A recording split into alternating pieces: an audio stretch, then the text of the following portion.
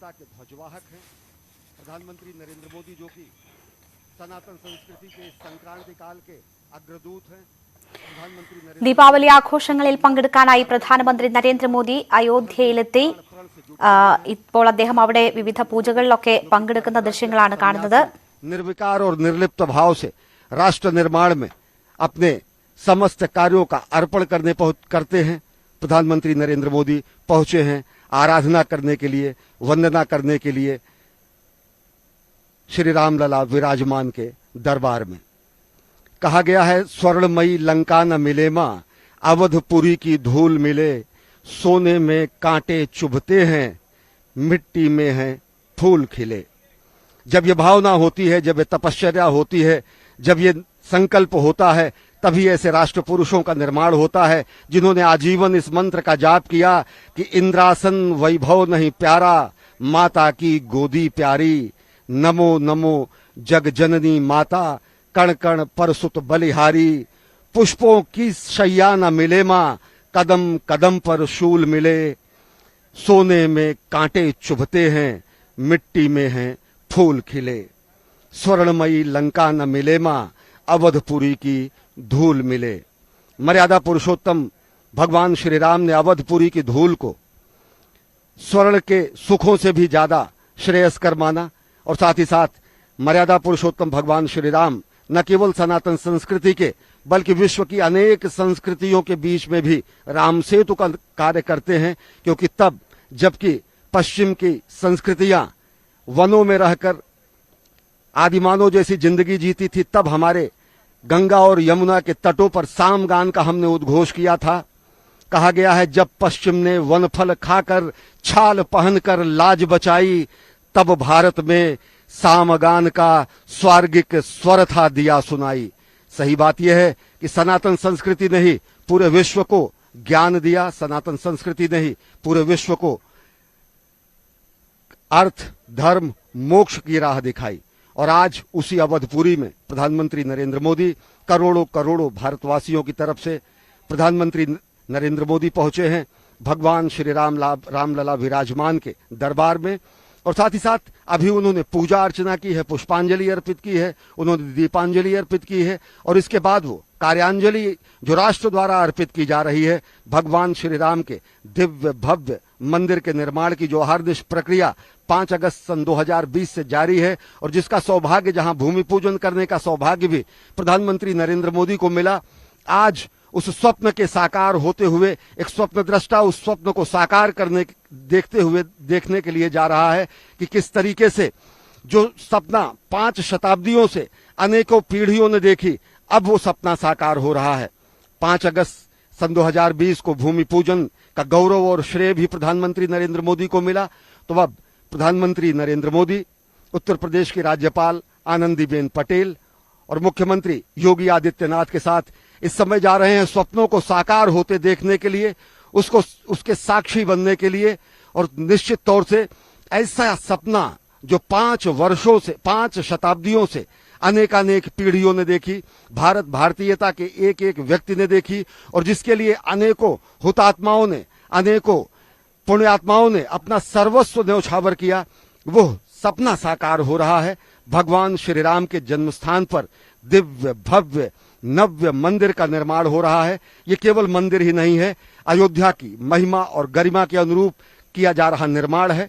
ये केवल मंदिर ही नहीं है, भारतीयता का प्रतीक है। ये केवल एक मंदिर ही नहीं है, समूचे विश्व को सनातन संस्कृति और भारतीयता की तरफ से दिया जा रहा अनुपम उपहार है। और उसी के दृष्टा बनने के लिए, उसी का साक्षात करने के लिए, उसी के साक्षी बनने के लिए प्रधानमंत्री नरेंद्र मोदी इस समय पहुंचे हैं भगवान श्री रामलला विराजमान के मंदिर के परिसर में, जहां पर जन्मस्थान पर दिव्य भव्य नव्य मंदिर का निर्माण हो रहा है। हरि अनंत हरि कथा अनंता, रामचंद्र के चरित सुहाए, कलप कोटि लगी जाहि निगाए। भगवान श्री राम की महिमा को अनेकों कोटि कोटि कल्पों तक भी बखाना नहीं जा सकता और ये भगवान श्री राम द्वारा प्रदत्त किया गया, निमित्त किया गया वह कार्य है जिसकी प्रतिपूर्ति प्रधानमंत्री नरेंद्र मोदी कर रहे हैं। इस समय श्री राम जन्मभूमि तीर्थ क्षेत्र के पदाधिकारी और भगवान श्री राम के इस दिव्य भव्य मंदिर के निर्माण में लगी एजेंसियां, जिसमें टीसीएस, लॉर्सन एंड ट्रूब्रो और अन्य अनेक वैज्ञानिक शोध संस्थाओं के परामर्श के बाद इस विशद कार्य को जो निर्माण दिया जा रहा है, वो इस समय स्वागत कर रहे हैं श्री राम जन्मभूमि तीर्थ क्षेत्र के पदाधिकारी और साथ ही साथ इस पूरे ദീപാവലി ആഘോഷങ്ങളിൽ പങ്കെടുക്കാനായി പ്രധാനമന്ത്രി നരേന്ദ്രമോദി അയോധ്യയിലെത്തിയിരിക്കുന്നു. അദ്ദേഹം ഇപ്പോൾ രാംലാലയിൽ ദർശനവും പൂജയും ഒക്കെ നടത്തുകയാണ്. ഭൂമി പൂജയ്ക്ക് ശേഷം ആദ്യമായാണ് പ്രധാനമന്ത്രി നരേന്ദ്രമോദി അയോധ്യയിൽ എത്തിയിരിക്കുന്നത്. അദ്ദേഹം കുറച്ചു സമയത്തിന് ശേഷം ശ്രീരാമ ക്ഷേത്രത്തിലും ദർശനം നടത്തും. ഇപ്പോൾ വിവരങ്ങളുമായി നന്ദകുമാർ നമുക്കൊപ്പം ചേരുകയാണ്. നന്ദൻ, രാമക്ഷേത്രത്തിന്റെ ഭൂമി പൂജയ്ക്കാണ് ഇതിനു മുൻപ് പ്രധാനമന്ത്രി എത്തിയത്. അതിനുശേഷം ഇപ്പോൾ അദ്ദേഹത്തിന്റെ സന്ദർശനം ദീപോത്സവ് 6ാം എഡിഷനും ഒക്കെ പ്രധാനമന്ത്രി ഉദ്ഘാടനം ചെയ്തിരിക്കുന്നു. എത്ര വിപുലമായ പരിപാടികളാണ് അയോധ്യയിൽ നടക്കാനിരിക്കുന്നത്?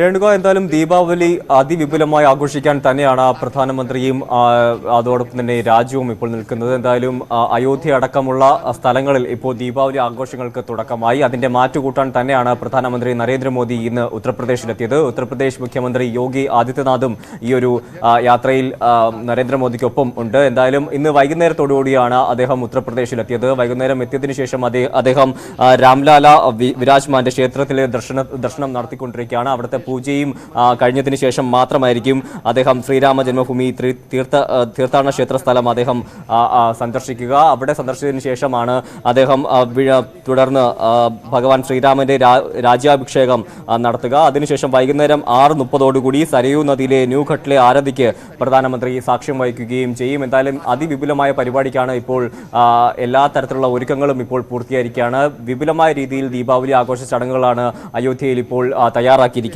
പ്രത്യേകിച്ച് 15 ലക്ഷത്തോളം ദീപം തെളിയിക്കുന്ന ഒരു ദീപോത്സവത്തിനാണ് ഇപ്പോൾ നരേന്ദ്രമോദി അടക്കമുള്ള പ്രധാനപ്പെട്ട നേതാക്കളൊക്കെ തന്നെ അയോധ്യയിൽ എത്തിയിരിക്കുന്നത്. ഇത് ആദ്യമായാണ്, പ്രത്യേകിച്ച് കഴിഞ്ഞ 6 വർഷമായി നടത്തുന്ന ഈ ഒരു ദീപോത്സവത്തിൽ മോദി ആദ്യമായാണ് പങ്കെടുക്കുന്നത്. പ്രത്യേകിച്ച് രാമക്ഷേത്ര നിർമ്മാണത്തിന്റെ പുരോഗതിയും വിലയിരുത്തുകയും ചെയ്യും. ദീപോത്സവത്തിന്റെ ഭാഗമായി പ്രധാനമന്ത്രി നരേന്ദ്രമോദിയുടെയും സന്ദർശനത്തിന്റെയും പശ്ചാത്തലത്തിൽ വലിയ സുരക്ഷാ ക്രമീകരണങ്ങളാണ് അയോധ്യയിൽ ഇപ്പോൾ ഏർപ്പെടുത്തിയിരിക്കുന്നത്.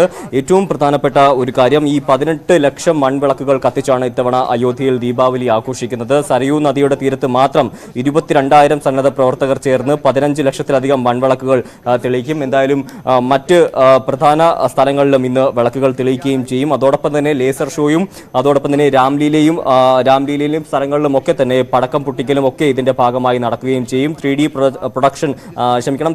പ്രൊജക്ഷൻ മാപ്പിംഗ് ഷോയും അതോടൊപ്പം തന്നെ മറ്റ് രാജ്യങ്ങളിൽ നിന്നുമുള്ള സാംസ്കാരിക സേനാംഗങ്ങൾ അവതരിപ്പിക്കുന്ന രാംലീല എന്നിവയും ഒക്കെ തന്നെ ഉണ്ടാവും.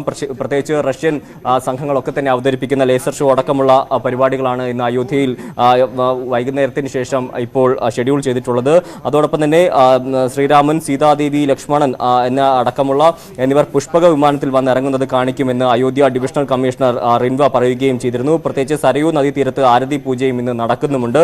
അതോടൊപ്പം അയോധ്യ ദീപോത്സവത്തിനായി ഒരുങ്ങിക്കഴിഞ്ഞെന്നും എല്ലാവരുടെയും സ്വാഗതം ചെയ്യുന്നുവെന്നും യോഗി ആദിത്യനാഥ് ഇന്ന് രാവിലെ പത്രസമ്മേളനത്തിൽ പറയുകയും ചെയ്തിരുന്നു. പ്രത്യേകിച്ച് പ്രധാനമന്ത്രിയുടെ സന്ദർശനത്തോടനുബന്ധിച്ച് രാമജന്മഭൂമിയിൽ പ്രത്യേക പൂജാ ചടങ്ങുകൾക്കുള്ള എല്ലാ ഒരുക്കങ്ങളും പൂർത്തിയായതായി ക്ഷേത്രത്തിലെ മുഖ്യ പുരോഹിതനടക്കം പറയുകയും ചെയ്തിരുന്നു. എന്തായാലും അതിവിപുലമായ പരിപാടിക്കാണ് ഇപ്പോൾ രാംലീല മൈതാനി അടക്കം അയോധ്യ അടക്കം സാക്ഷ്യം വഹിക്കാൻ പോകുന്നത്. പ്രധാനമന്ത്രി നരേന്ദ്രമോദി വൈകിട്ടോടെ തന്നെ അവിടെ എത്തുകയും ചെയ്തിരുന്നു. എന്തായാലും ക്ഷേത്ര നിർമ്മാണ പുരോഗതിയും അദ്ദേഹം വിലയിരുത്തുകയും ചെയ്തിരുന്നു. പ്രത്യേകിച്ച് അയോധ്യ ക്ഷേത്രത്തിന്റെ രാമക്ഷേത്രത്തിന്റെ തറക്കല്ലിടലിനാണ് അദ്ദേഹം ഇതിനു മുമ്പ് എത്തിയത്. ഇപ്പോൾ നിർമ്മാണ പുരോഗതിയും അദ്ദേഹം ഇന്ന് വിലയിരുത്തുകയും ചെയ്യും. എന്തായാലും ദീപാവലിയോടനുബന്ധിച്ച് നടത്തുന്ന ദീപോത്സവ ആഘോഷങ്ങൾ തന്നെയാണ് അയോധ്യയിലെ ഏറ്റവും പ്രധാനപ്പെട്ട ഇന്നത്തെ ചടങ്ങ്. UP മുഖ്യമന്ത്രി യോഗി ആദിത്യനാഥ് അടക്കം ഇപ്പോൾ അദ്ദേഹത്തിനോട് ഒപ്പമുണ്ട്.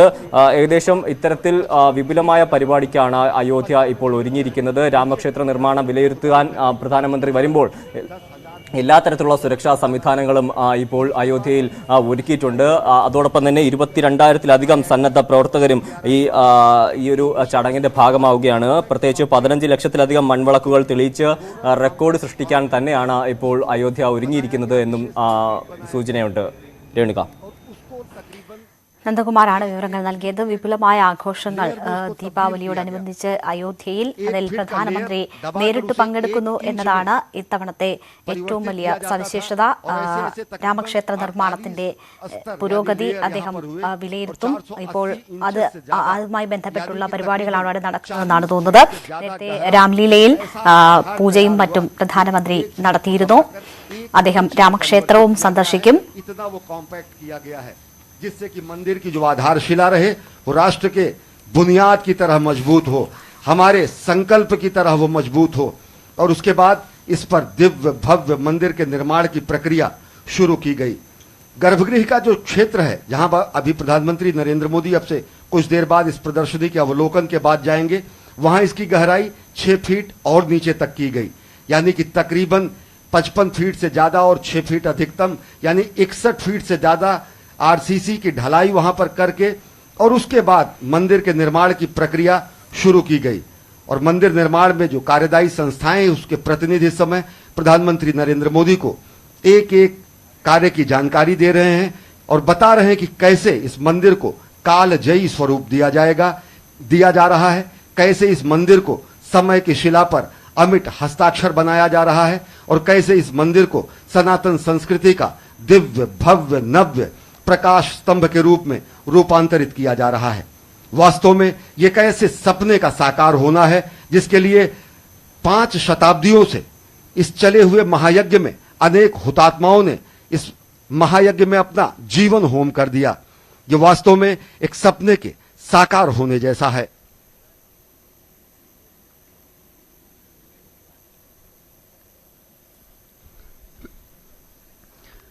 मंदिर निर्माण के इस पूरे क्षेत्र की अगर बात करें तो इस पूरे 61 फीट के आरसीसी की ढलाई के बाद इस मंदिर क्षेत्र में 5 फीट का 2 लेयर्स हैं, और ऐसे ग्रेनाइट के प्लिंथ बनाए गए हैं। जिस अभी जो सीढ़ियां चढ़कर प्रधानमंत्री नरेंद्र मोदी आए, वो ऊंचाई उन्हीं प्लिंथ की है, और ये तकरीबन 5.5 गुणे 3.5 गुणे 2.5 फीट, यानी इनका वजन तकरीबन एक पत्थर का वजन 3.5 टन से ज्यादा है। और इन पत्थरों को आपस में फंसाकर, जो कि प्राचीन काल के मंदिर के निर्माण में जो तकनीक स्थापित की जाती थी, उसी आधार से पत्थरों को आपस में जोड़कर एक ऐसा प्लिंथ बनाया गया है जो वो ग्रेनाइट का प्लिंथ है, और उसके ऊपर फिर भव्य दिव्य मंदिर का निर्माण हो रहा है।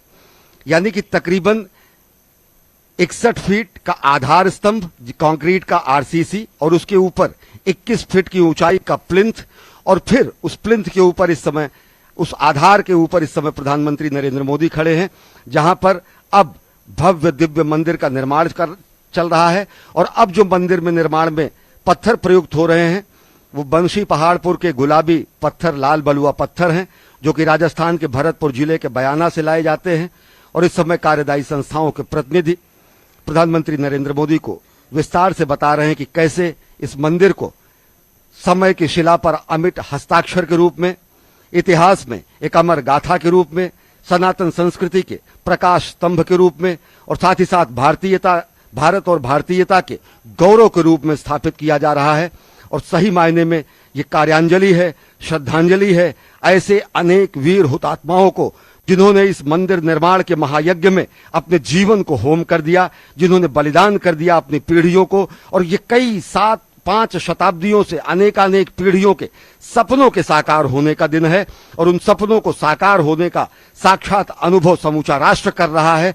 संस्कृति के संवाहक, भारत भारतीयता के ध्वजवाहक, और साथ ही साथ प्रधानमंत्री जननायक के रूप में इस समय देख रहे हैं। और जो मंदिर निर्माण की अभी मैं जिसकी चर्चा कर रहा था, कि जिस तरीके से हमारे प्राचीन काल में मंदिरों में पत्थरों को आपस में दूसरे पत्थरों को जोड़ने के लिए बीच में एक वृत्त बनाकर और पत्थरों से ही उनको जोड़ दिया जाता था, कहीं भी इस पूरे मंदिर में सीमेंट का इस्तेमाल नहीं हो रहा है, और पत्थरों को पत्थरों से ही जोड़ा जा रहा है। आप देख सकते हैं कि किस तरीके से उस छोटे से पत्थर में दूसरे शिलाखंड को फंसाया गया है।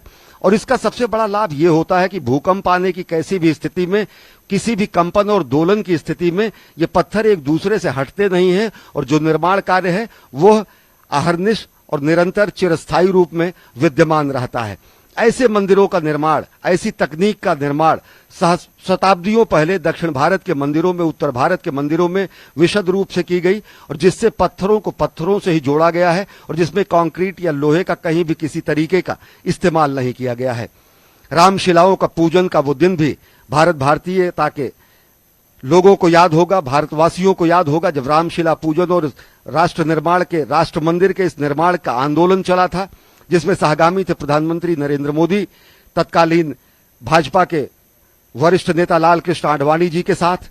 सोमनाथ से अयोध्या की उस यात्रा के भी आप सहभागी रहे, और साथ ही साथ आपको गौरव हासिल हुआ आज यहां 5 अगस्त 2020 को इस स्थान पर, पवित्र स्थान पर भूमि पूजन का, और राष्ट्र की तरफ से राष्ट्र को एक कार्यांजलि प्रस्तुत करने का, एक ऐसे स्वप्न को साकार करने का भी आपको गौरव प्राप्त हो रहा है।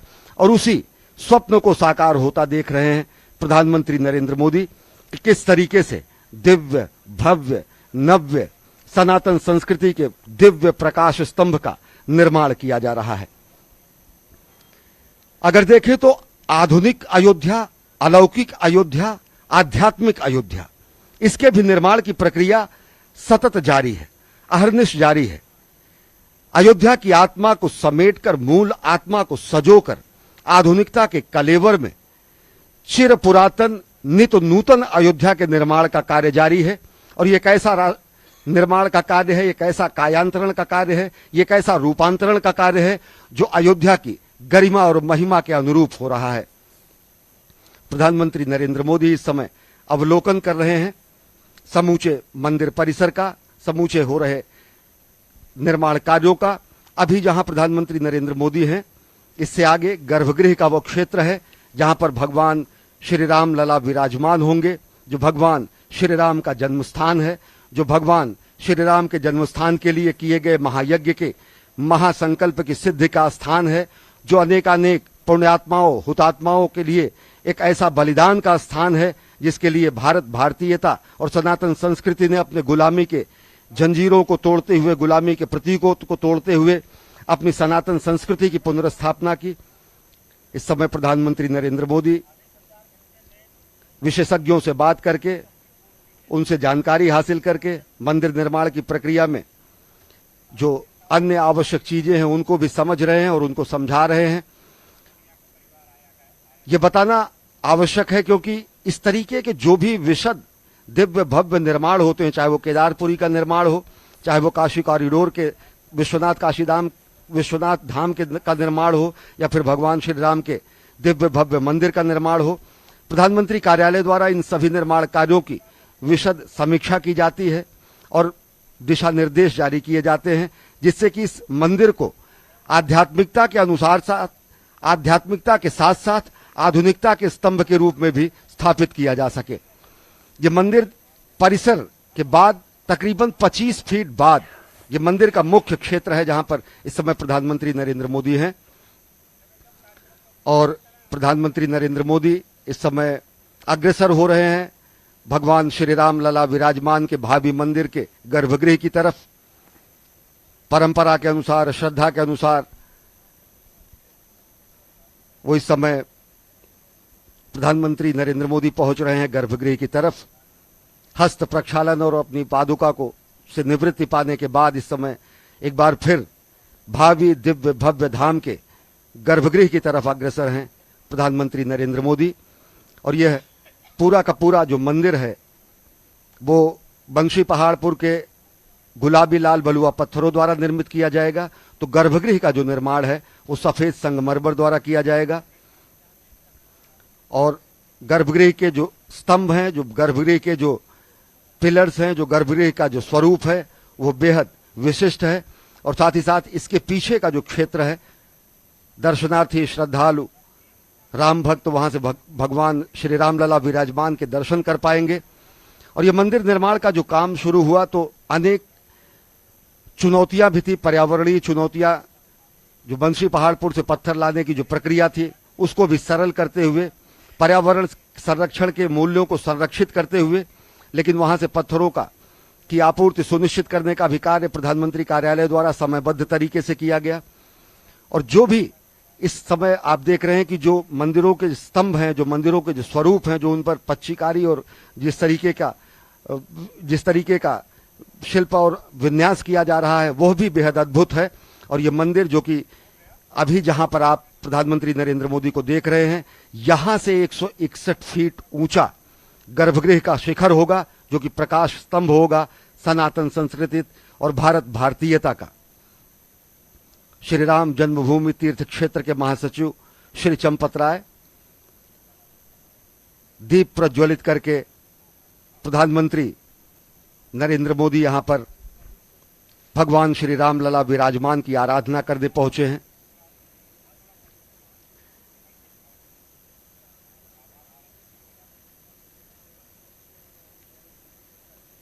प्रधानमंत्री नरेंद्र मोदी सौभाग्यशाली हैं क्योंकि भूमि पूजन का भी उन्हें सौभाग्य मिला और इस दिव्य भव्य मंदिर का साक्षात दर्शन करने पहुंचे हैं कि किस तरीके से संकल्प की सिद्धि हो रही है और किस तरीके से इस समय भव्य राष्ट्र निर्माण के साथ भव्य मंदिर निर्माण की भी प्रक्रिया जारी है।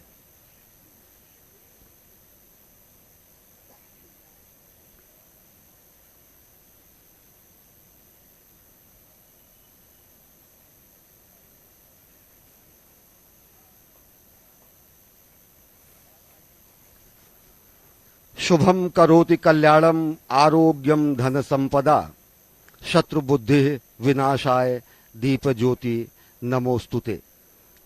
दीपक हमारी संस्कृति का ऐसा प्रतीक है जो तिमिर को समाप्त करता है, अंधकार को समाप्त करता है और ज्ञान का प्रकाश समूची दुनिया में जिस तरह से भारत ने फैलाया है, तो उसी तरीके से हमारी सनातन संस्कृति में दीप का विशेष महत्व है। प्रधानमंत्री नरेंद्र मोदी ने दीप प्रज्वलित करके आज छोटी दीपावली के अवसर पर भगवान श्री राम लला विराजमान के दिव्य भव्य नव्य धाम के निर्माण के गर्भगृह में उन्होंने पूजा अर्चना भी की। समूचे राष्ट्र की तरफ से उन्होंने पूजा अर्चना की और साथ ही साथ उन्होंने राष्ट्र निर्माण की कामना की।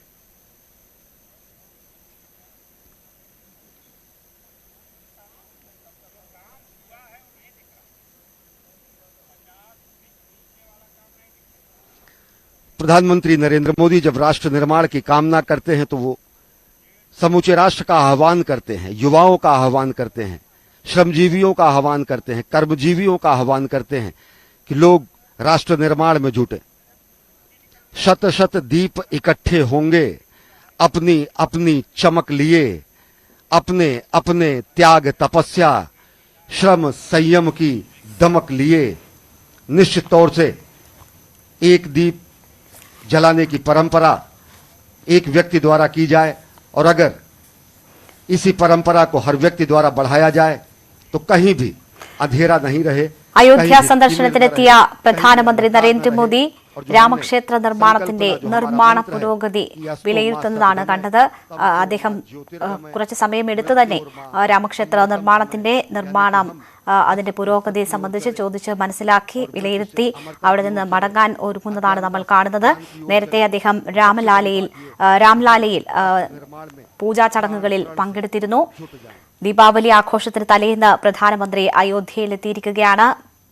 രാമക്ഷേത്രത്തിന്റെ ഭൂമി പൂജാ ചടങ്ങിലാണ് ഇതിനു മുൻപ് പ്രധാനമന്ത്രി പങ്കെടുത്തത്. അതിനുശേഷമുള്ള അദ്ദേഹത്തിന്റെ അയോധ്യയിലേക്കുള്ള ആദ്യ വരവാണ്. വിപുലമായ ചടങ്ങുകൾ ദീപാവലിയോടനുബന്ധിച്ച് അവിടെ ഒരുക്കിയിട്ടുണ്ട്. ആഘോഷ പരിപാടികളിലും പ്രധാനമന്ത്രി പങ്കെടുക്കും. രാമക്ഷേത്രത്തിൽ അദ്ദേഹം സന്ദർശനം നടത്തും, പൂജ നടത്തും. തുടർന്ന് ഭഗവാൻ ശ്രീരാമന്റെ രാജ്യാഭിഷേകം നടത്തും. സരയൂ നദിയിലെ ന്യൂഘട്ടിലെ ആരതിക്ക് പ്രധാനമന്ത്രി സാക്ഷ്യം വഹിക്കും. അതിനുശേഷം ദീപോത്സവ് 6ാം എഡിഷനിലും പ്രധാനമന്ത്രി പങ്കെടുക്കും. അദ്ദേഹം ആദ്യമായാണ് ദീപോത്സവിൽ പങ്കെടുക്കുന്നത്. ദീപോത്സവിന്റെ 6ാം എഡിഷനാണ് അവിടെ ഇന്ന് നടക്കാൻ പോകുന്നത്. അതിൽ അദ്ദേഹം പങ്കെടുക്കും. എന്തായാലും വിപുലമായ ആഘോഷങ്ങൾ, ദീപാവലി ആഘോഷങ്ങൾക്ക് അയോധ്യ ഒരുങ്ങിയിരിക്കുന്നു. ഇത്തവണത്തെ ഏറ്റവും വലിയ പ്രത്യേകത പ്രധാനമന്ത്രി നരേന്ദ്രമോദി ആഘോഷങ്ങളിൽ പങ്കെടുക്കുന്നു എന്നതാണ്. ആദ്യമായാണ് ഈ ദീപാവലി ആഘോഷത്തിൽ പ്രധാനമന്ത്രി അയോധ്യയിൽ പങ്കെടുക്കുന്നത്, ദീപോത്സവത്തിൽ പ്രധാനമന്ത്രി പങ്കെടുക്കുന്നത് ആദ്യമായാണ്. 15 ലക്ഷത്തിലധികം ദീപങ്ങൾ ഇന്ന് അയോധ്യയിൽ തെളിക്കും എന്നാണ് നമ്മൾ മനസ്സിലാകുന്നത്. അങ്ങനെയാണ് റിപ്പോർട്ട് ചെയ്യപ്പെട്ടിട്ടുള്ളത്. വിവിധ സംസ്ഥാനങ്ങളിൽ നിന്നുള്ള വ്യത്യസ്ത നൃത്തരൂപങ്ങളുള്ള ടാബ്ലോകളും മറ്റുമൊക്കെയായി വിപുലമായ ചടങ്ങുകളും പരിപാടികളും ദീപാവലി ആഘോഷങ്ങളുമായി ബന്ധപ്പെട്ട് അവിടെ ഒരുക്കിയിരിക്കുന്നു.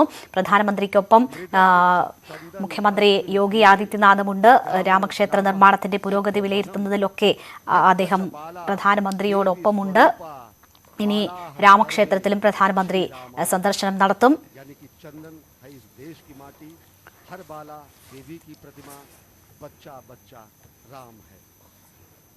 हर शरीर मंदिर सा पावन, हर मानव उपकारी है.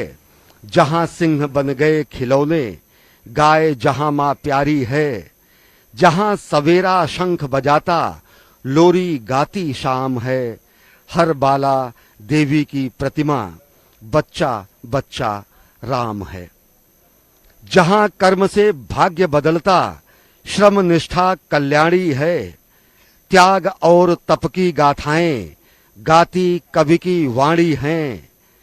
ज्ञान जहां का गंगा जलसा, निर्मल है अविराम है. हर बाला देवी की प्रतिमा, बच्चा बच्चा राम है. जिसके सैनिक समर भूमि में गाया करते गीता हैं, जहां खेत में हल के नीचे खेला करती सीता है. जीवन का आदर्श जहां पर परमेश्वर का धाम है. हर बाला देवी की प्रतिमा, बच्चा बच्चा राम है. मृदपित चंदन अस्मिन देशे, ग्रामो ग्रामः सिद्धवनम. यत्र च बाला देवी स्वरूपा, बालाः सर्वे श्री रामा. भगवान श्री राम की जन्मस्थली पर, भगवान श्री राम विराजमान की जन्मस्थली पर भव्य दिव्य निर्माण हो रहे इस कार्यांजलि का साक्षात दर्शन कर रहे हैं, साक्षात अनुभूति कर रहे हैं प्रधानमंत्री नरेंद्र मोदी कि किस तरीके से समय की शिला पर अमिट हस्ताक्षर के रूप में सनातन संस्कृति के इस दिव्य कीर्ति स्तंभ को स्थापित किया जा रहा है. अगर देखें तो निश्चित तौर से यह ऐसा निर्माण है जो आधुनिक अयोध्या और आध्यात्मिक अयोध्या का संगम है, जो कि चिर पुरातन और नित नूतन होती अयोध्या का संगम है, जो कि हमारी वैज्ञानिकता और हमारी पौराणिकता, हमारी धार्मिकता, हमारे आध्यात्मिकता का समावेश है. क्योंकि इस मंदिर निर्माण में अनेक ऐसे वैज्ञानिक तथ्यों और ऐसे वैज्ञानिक तकनीकों का इस्तेमाल किया जा रहा है कि जिससे इस मंदिर को चिरस्थायी और काल के कपाल पर अमिट हस्ताक्षर के रूप में स्थापित किया जा सके. इस मंदिर के बारे में अगर बताएं तो जहां इस समय प्रधानमंत्री हैं, ये मंदिर का प्लिंथ है. और इसके बाद 25 मीटर दोनों तरफ दूर मंदिर के परकोटे का निर्माण होना है. वो मंदिर का परकोटा मंदिर के गर्भगृह से 25 मीटर दूर होगा और ये तकरीबन चारों तरफ होगा ये परकोटा. और प्रदक्षिणा मार्ग के रूप में इसे विकसित किया जाएगा.